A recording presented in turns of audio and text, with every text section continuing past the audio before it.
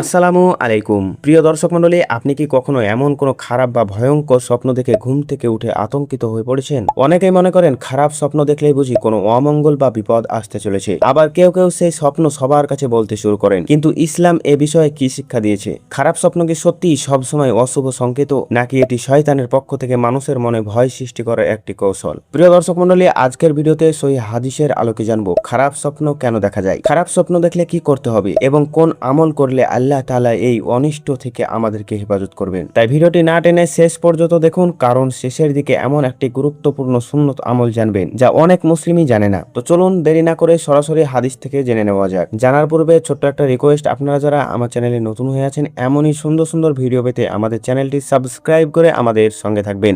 স্বপ্ন তিন প্রকার হয়ে থাকে। এক নাম্বার, আল্লাহর পক্ষ থেকে। এই ধরনের স্বপ্ন আল্লাহ তাআলার পক্ষ থেকে সুসংবাদ, ইশারা বা কল্যাণের বার্তা হিসাবে হয়ে থাকে। দুই নাম্বার, মনের চিন্তা থেকে। মানুষ সারাদিন যে বিষয়গুলি নিয়ে বেশি চিন্তা বা কল্পনা করে, অনেক সময় ঘুমের মধ্যে সেগুলি স্বপ্ন হিসেবে দেখতে পাই। তিন নাম্বার, শয়তানের পক্ষ থেকে। এই ধরনের স্বপ্ন সাধারণত ভীতিকর, অশান্তিকর ও দুশ্চিন্তাজনক হয়ে থাকে। শয়তান মানুষের মনে ভয় ও কষ্ট সৃষ্টি করার উদ্দেশ্য এই ধরনের স্বপ্ন দেখায়। রাসূলুল্লাহ সাল্লাল্লাহু আলাইহি ওয়াসাল্লাম বলেছেন, স্বপ্ন হচ্ছে তিন প্রকার। এক প্রকার আল্লাহর পক্ষ থেকে, এক প্রকার শয়তানের পক্ষ থেকে যা মানুষকে দুঃখিত করে, এবং আরেক প্রকার হলো মানুষ জাগ্রত অবস্থায় যা চিন্তা করে, ঘুমের মধ্যে তাই দেখে। প্রিয় দর্শক মন্ডলী, এবার প্রশ্ন হলো যে খারাপ স্বপ্ন দেখলে কি করবেন? তো চলুন সেই খারাপ স্বপ্ন দেখলে কি করতে হয় সেই ব্যাপারে একটু জেনে নেওয়া যাক। প্রিয় দর্শক মন্ডলী, ভালো স্বপ্ন দেখলে আল্লাহর প্রশংসা করা উচিত এবং চাইলে তা বিশ্বস্ত ব্যক্তির কাছে বলা যেতে পারে। কিন্তু খারাপ স্বপ্ন দেখলে তা কারো কাছে বলা উচিত নয়, বরং আল্লাহ তাআলার কাছে এই অনিষ্ট থেকে আশ্রয় প্রার্থনা করতে হবে। ঘুম থেকে জেগে সঙ্গে সঙ্গে পড়বেন আউযু বিল্লাহি মিনাশ শাইতানির রাজীম, অর্থ আমি বিতাড়িত শয়তান থেকে আল্লাহর কাছে আশ্রয় প্রার্থনা করছি। আবু সাঈদ খুদরি রাদিয়াল্লাহু তাআলা আনহু থেকে বর্ণিত, তিনি বলেন, আমি নবী করিম সাল্লাল্লাহু আলাইহি ওয়াসাল্লামকে বলতে শুনেছি, তোমাদের কেউ যদি এমন স্বপ্ন দেখে যা তার ভালো লাগে, তবে তা আল্লাহর পক্ষ থেকে, তাই সে যেন